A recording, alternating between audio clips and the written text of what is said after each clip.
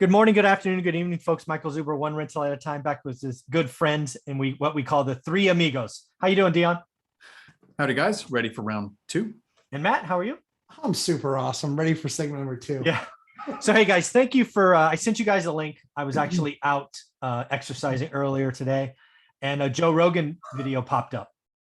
And it was basically the reason I don't usually listen to those, but it popped up. I was like, hey, I wish I knew this when I wasn't 53 or something. Like, damn, I'm almost 53. I better listen to this, like, right? And it was basically talking about most of us are living the life of quiet desperation. And initially it didn't connect with me, but I didn't bother moving it on because I was running, frankly.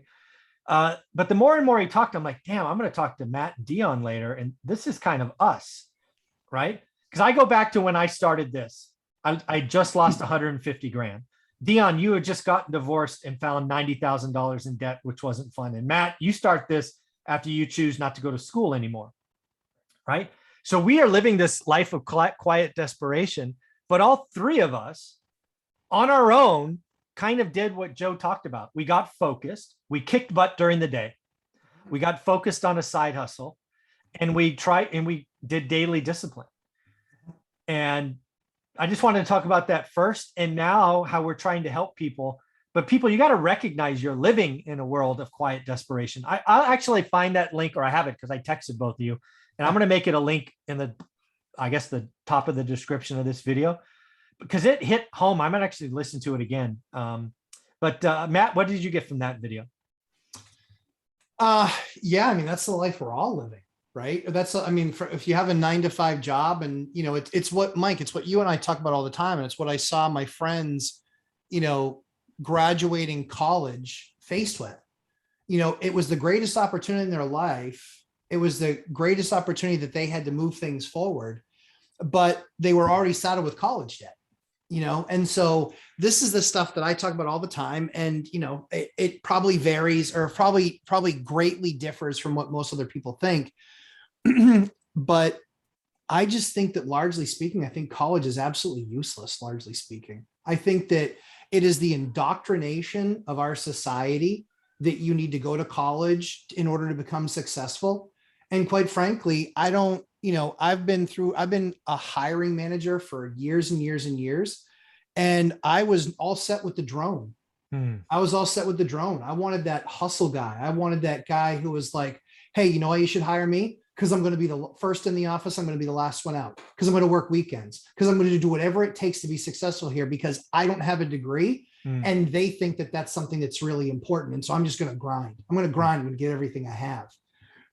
And so I think that it's something that I loved his message, but I think that, we're largely becoming a world where very people know how to do useful things. Yeah. And, my plumber, he's been trying to hire people for years, not months, years, years, and he can't. And same with the electricians. And it's 5 years in the trades to get a license. It's 2,000 hours of schooling to get the license that you need to do this work. Appraisers are the same thing. You have to spend 2 years working for somebody else, where they take half of the money that they get for an appraisal. You do all the work, they review it, and they keep half, and you get as much as they did. But there's so few appraisers out there that are even willing to train people. So it's all these different, not white collar jobs, blue collar jobs, in the field jobs that you will easily make 6 figures in doing after 5 years. That people don't, that there's this, there's not the mystique that there is over this office job. 90% or 80% of people in office jobs are completely useless. They hate their lives. It absolutely sucks. It's the bane of their existence. They show up at that office every single day, just like Joe says. And I agree with that. They show up every single day, and they're looking to punch the clock, check the box, and move on. And all they're concerned about is making their bills. And I get that. But that's why people are so miserable. That's why 94% of people want to quit their job, because they hate it. It's soul sucking. It blows. And I can tell you, your attitude completely changes when you don't need your job. Absolutely. What about you, Deanne? What did you take away from that? Thanks again for watching it. Well, before I dive into it, there's 2 things. First, when I saw the group chat message today saying, hey, check out this video. It's probably going to be something we talk about. For a second, it looked like something Matt sent. So I thought, okay, I'll watch this. I'm listening to it. And I'm in 5-10 minutes in, and I'm like, oh, this is pretty deep. Matt couldn't have sent it. I go back to the phone. I say, oh, it's from Mike. Okay, that totally makes sense. I get it now. I get it now. Okay, now I understand. But I go through the chronology of it. And this is what I really liked. Joe Rogan breaks down building a life you want to live should be step one. And yeah, most of us need a job. We have to have income to pay the bills. But if you can develop that side hustle that you do alongside your work, mine was house hacking, followed by one rental at a time that I self-manage as a side hustle. And now I have a 6-figure a year side hustle that takes me 2 hours a month. Work is completely optional. And like Matt said, work is awesome when you're choosing to be there. Yeah. That's right. And then the second thing, and this is really going to enunciate the nerdiness of one of the people that's here today. Joe talks about to have a life that you feel is important, learn to care about someone else. So we're creating content to try to help other people do this. We care about our families. And here's where the nerdiness comes in. There was a Star Trek: The Next Generation episode about Data, who was an android, so a robot without emotions, trying to figure out what life is all about. And in the episode, he learns that somebody else cares about someone else, so their life is important. When we learn how to care about someone else, everything we do matters more. Yeah. Mm-hmm. So go from building that life you want to live, that you don't need to escape from. You're not looking for Friday because the weekend is the only time you get to breathe, to that life where you can help someone else. And then I love how he wrapped up with, and I had to look at my notes. I love how he wrapped up with, be the hero in your own story. Yeah. You're not living someone else's book. Yeah. Make the decisions that make people, yourself included, want to know your life story. Mm-hmm. When you make a decision, especially for real estate, for me, whenever I'm making a decision, and this actually started before I had a YouTube channel, I thought, if I do this, how will I explain it to someone else? And possibly how will I teach someone else how to do what I'm doing? Because the highest form of learning is teaching. So if I can figure out how to present this in a way that somebody else can learn it, I'm learning from that situation. And so for me, this was a great thing. I'm glad you shared it. I would have been shocked if Matt sent this to me, but thank you. It was great. Yeah. So I've actually listened to it twice now. We'll go to your closing thoughts. And again, I'll put the link below. But he talked about being the hero of your own story. But he also recognized that we're kind of at that Arnold Schwarzenegger moment in the story where it's all hell broke loose. You already got you already have all the debt. You already have a job you don't like. You already have all these commitments. It's okay. One day at a time. Continue to go to work. This is not quit your job, go all in on cryptocurrency and Shiba coins and whatever we talked about in episode 1. No, it's keep going to the work, but know you're building to something else. And then, oh, by the way, he talked about writing a book, right? The 90 minutes you're writing a book, write a book. And that's what it's always been for me. And I think it's the same for the two of you in the beginning. Once we made the decision, you were going to dig out of $90,000 in debt, Dion, you made a decision. Well, I got to get out of this house because the only way I could do it is to fix my debt to income. So I got to rent and do this. And Matt, you were just hustling, right? You were hustling. You're trying to increase your income and your savings and dollar menus as treats and just some amazing things. Yeah. And I go from spending 100% of my income to spending 50%. I mean, that was a day-by-day decision. Trust me, you don't go from 100% to 50% in a day. It took over 2 years. Constant discussions, constant review. I've looked at my market for almost 20 years. Stop telling me you've looked at your market for 2 weeks. I don't want to hear it. Yeah. Right. You haven't found a deal yet. How long you look? 2 weeks. Give me a break. Call me back in 8 months. It's what I took from that episode. And then the other thing, Dion, you brought it up, is just be nice. I mean, that's the thing that I like about all three of us when we're together or individually is all of us are generally speaking trying to be nice. Maybe we're more direct or not than, each other, but we all have the heart to be kind. You wouldn't do it 3 hours on Sunday, Matt, if you were not a nice guy.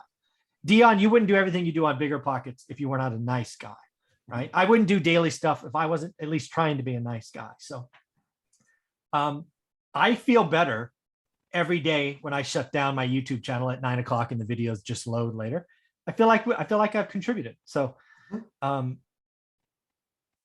it is sad how many folks are have quiet desperation. There is a way out. There is a pressure release, but you got to own it.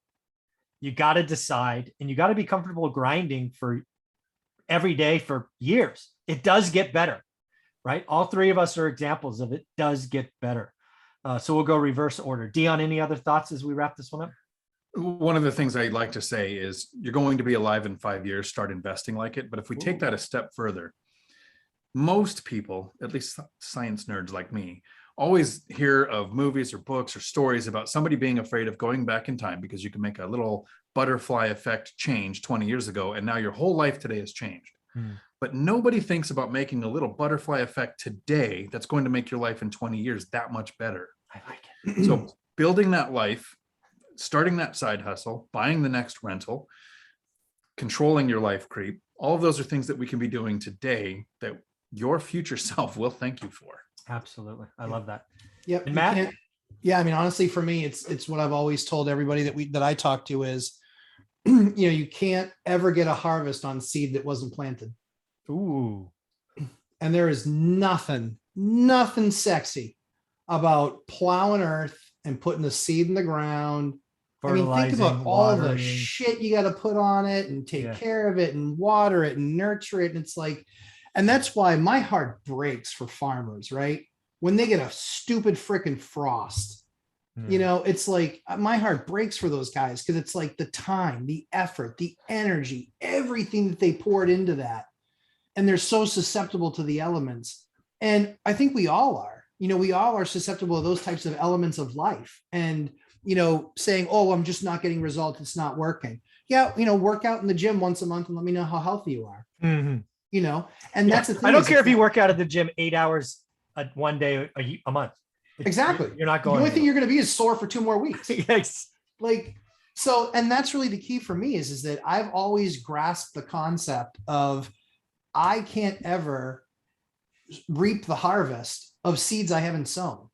And so every dollar, and what I joke about on my extremely obnoxious live casts on Sunday is I want my dollars to have dollar babies. Yeah.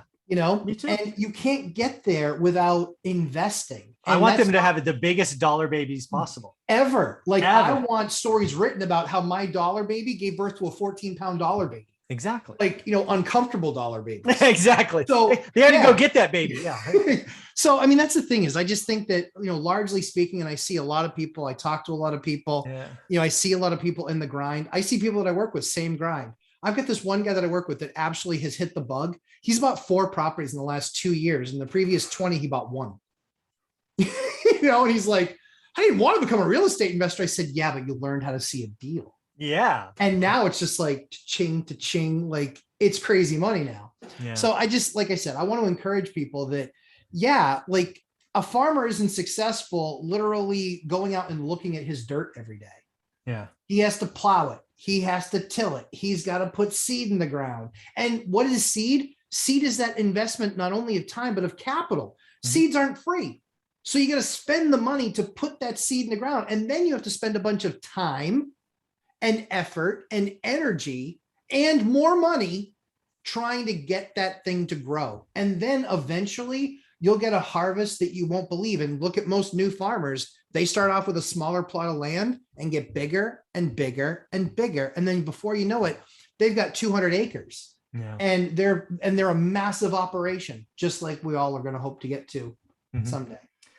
Yeah. So as I wrap this one up, there's a couple of things that to kind of hit again for me. It's being kind really does lead to happiness. Mm-hmm. That's why you'll never see me sell my soul for a coin like other channels we talked about in episode 1, because I don't believe it.